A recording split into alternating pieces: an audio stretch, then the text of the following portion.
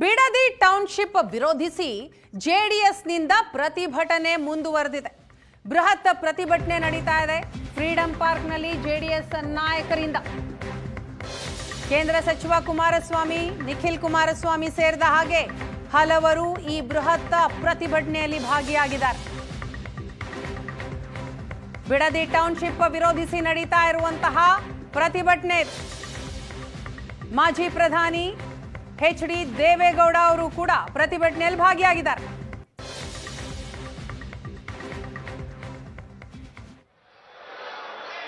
ಈಗಾಗಲೇ ಕಳೆದ ಒಂದು ತಿಂಗಳಿಗಿಂತ ಹೆಚ್ಚಾಗಿ ಅಲ್ಲಿಯ ರೈತರುಗಳ ಸಮಸ್ಯೆಯನ್ನು ಸರ್ಕಾರದ ಗಮನಕ್ಕೆ ತರಲಿಕ್ಕೆ ಕುಮಾರಸ್ವಾಮಿ ಅವರ ನೇತೃತ್ವದಲ್ಲಿ ಈಗ ಹಲವಾರು ಕಾರ್ಯಕ್ರಮ ನಡೆದಿದೆ. ಸ್ಥಳೀಯ ಮುಖಂಡಗಳು, ಮಾಜಿ ಶಾಸಕರು, ನಮ್ಮ ಪಕ್ಷದ ಅಧ್ಯಕ್ಷರು, ಈ ಎಲ್ಲ ಮುಖಂಡಗಳು ಸೇರಿ ನಮ್ಮ ರೈತರಿಗೆ ಆಗುವ ಅನ್ಯಾಯದ ಬಗ್ಗೆ ಸುದೀರ್ಘವಾದ ಹೋರಾಟ ಮಾಡಿದ್ದಾರೆ. ಆದರೆ ಮುಖ್ಯಮಂತ್ರಿಗಳು ಕುಮಾರಣ್ಣವರೇ ಮಾಡಿದ ಕಾರ್ಯಕ್ರಮ ನಾನು ಮುಂದುವರಿಸ್ತೀನಿ ಅಂತ ಹೇಳಿ ಸತ್ಯವನ್ನು ಮುಚ್ಚಿಟ್ಟು ಕುಮಾರಸ್ವಾಮಿ ಅವರು ಮಾಡಿದ ಕಾರ್ಯಕ್ರಮ ಇದು ಅಂತ ಹೇಳಿ ನುಡಿಸಿಕೊಳ್ಳುವ ಮಾತನ್ನ ಹೇಳೋ ಪ್ರಯತ್ನ ಮಾಡ್ತಾ ಇದ್ದಾರೆ. ವಾಸ್ತವಾಂಶ ಕುಮಾರಸ್ವಾಮಿ ಅವರ ಕಾಲದಲ್ಲಿ ಏನಾಯಿತು, ಅದಾದಮೇಲೆ ಮುಂದಕ್ಕೆ ಏನೇನು ಕೆಲವು ಘಟನೆಗಳು ನಡೆದಿದ್ದಾವೆ ಎಲ್ಲವನ್ನೂ ಸುದೀರ್ಘವಾಗಿ ನಿಖಿಲ್ ಕುಮಾರಸ್ವಾಮಿ ಅವರು ಹೇಳಿದ್ದಾರೆ. ನಮ್ಮ ಮಾಜಿ ಶಾಸಕರು ಮಾತಾಡುವಾಗ ಅವರು ಕೂಡ ಅಲ್ಲಿರ್ತಕ್ಕಂಥ ಸಮಸ್ಯೆ ಬಗ್ಗೆ ಸವಿಸ್ತಾರವಾಗಿ ಮಾತನಾಡಿದ್ದಾರೆ. ಈ ವಿಷಯದಲ್ಲಿ ಕುಮಾರಸ್ವಾಮಿ ಅವರು ಈಗಾಗಲೇ ಈ ವಿಷಯದಲ್ಲಿ ಯಾವುದೇ ಕಾರಣದಿಂದ ಅಲ್ಲಿರ್ತಕ್ಕಂಥ ಸಣ್ಣ ಸಣ್ಣ ರೈತರುಗಳು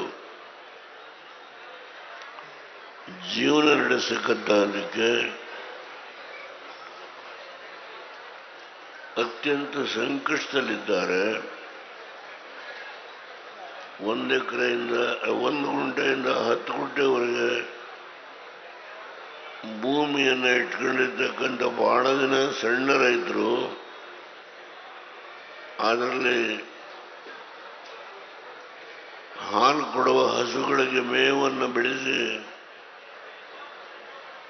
ಹಸುಗಳಿಗೆ ಮೇವನ್ನು ತಿನ್ನಿಸಿ ಅದರಿಂದ ಹಾಲು ಉತ್ಪಾದನೆ ಮಾಡಿ ಸುಮಾರು 6,000 ಲೀಟರ್ ಹಾಲನ್ನು 6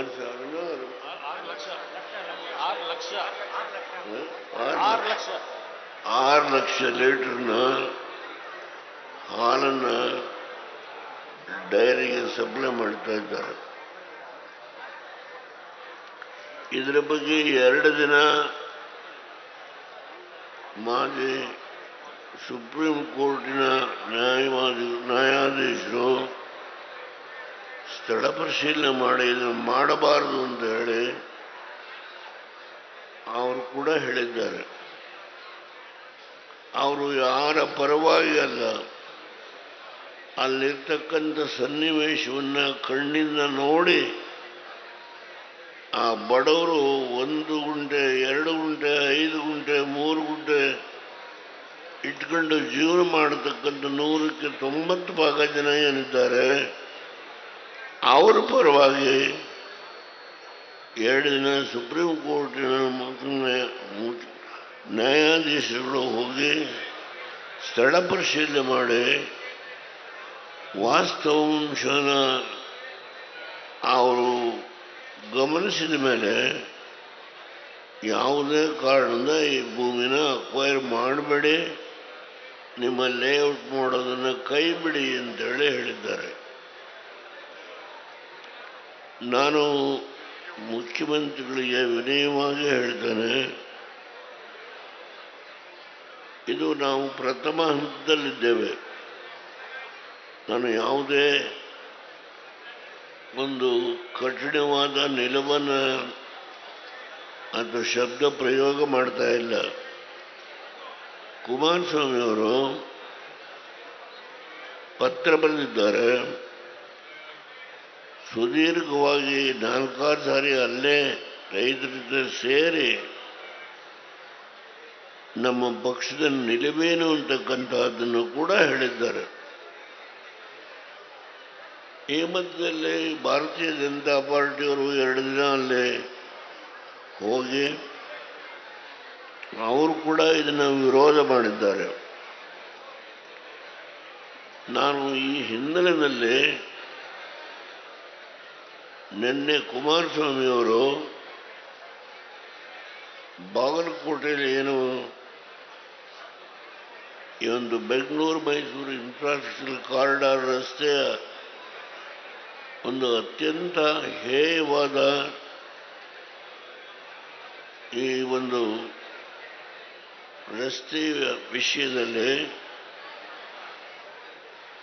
ಅದರ ಜವಾಬ್ದಾರಿಯನ್ನು ಹೊತ್ತಂಥ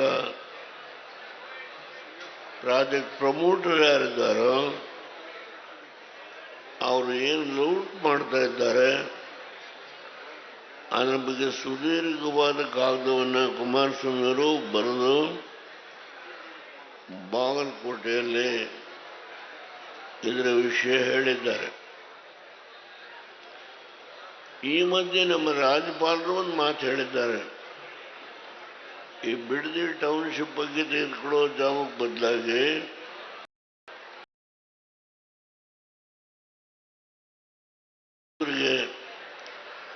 ಕೇಂದ್ರ ಸರ್ಕಾರ 6 ಪಥದ ಕಾಂಕ್ರೀಟ್ ರಸ್ತೆ ಮಾಡಿದ್ದಾರೋ ಆ ಹಿನ್ನೆಲೆಯಲ್ಲಿ ಈ ಒಂದು 1975ರಲ್ಲಿ ಏನು ನನ್ನ ಕಾಲದಲ್ಲಿ MOU ಸೈನ್ ಆಗಿತ್ತು ಅದು ಜೀವಂತ ಉಳಿದಿಲ್ಲ. ಆ ಜಮೀನನ್ನು ಬೇಕಾದರೆ ಇದಕ್ಕೆ ತೆಗೆದುಕೊಂಡು ನಿಮ್ಮ ಲೇಔಟ್ ಬೇಕಾದರೆ ಮಾಡಿಕೊಳ್ಳಿ, ಬಿಡದಿ ಆ ಬಡವರ ಜಮೀನಿಗೆ ಕೈ ಹಾಕಬೇಡಿ ಅಂತ ಹೇಳಿ ನಮ್ಮ ರಾಜ್ಯದ ಗವರ್ನರ್ ಕೂಡ ತಮ್ಮ ಅಭಿಪ್ರಾಯವನ್ನು ವ್ಯಕ್ತಪಡಿಸಿದ್ದಾರೆ. ನಾನು ಈ ಸಂದರ್ಭದಲ್ಲಿ ಮುಖ್ಯಮಂತ್ರಿಗಳಿಗೆ